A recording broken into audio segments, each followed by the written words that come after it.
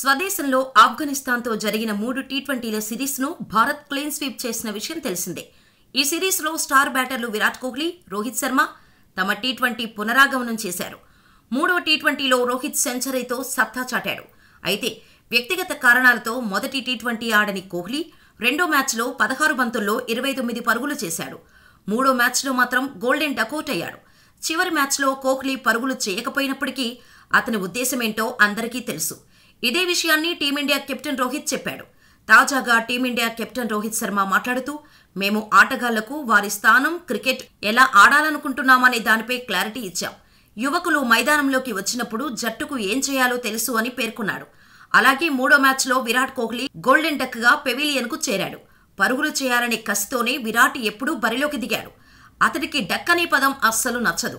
Duck out out అయినప్పటికీ అతడి ఆలోచన మాత్రం మారదు. సంజు శాంసన్ ఇలాగే వికెట్ కోల్పోయాడు. దూకుడుగా ఆడాలనే ఉద్దేశం సంజులోనూ ఉంటుంది అని అన్నాడు. అలాగే వన్డే ప్రపంచ కప్ 2023 గురించి ఇప్పుడు ఆలోచించడం లేదు అని రోహిత్ తెలిపాడు.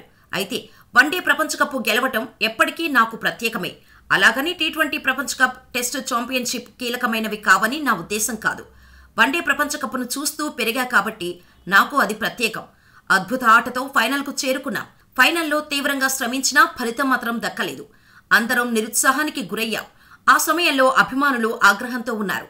దానిని నేను అర్థం చేసుకోగలను. మా ముందు టీ20 ప్రపంచ కప్ 2024 ఉంది. తప్పకుండా గెలుస్తామనే నమ్మకంతో ఉన్నామని రోహిత్ చెప్పుకొచ్చాడు.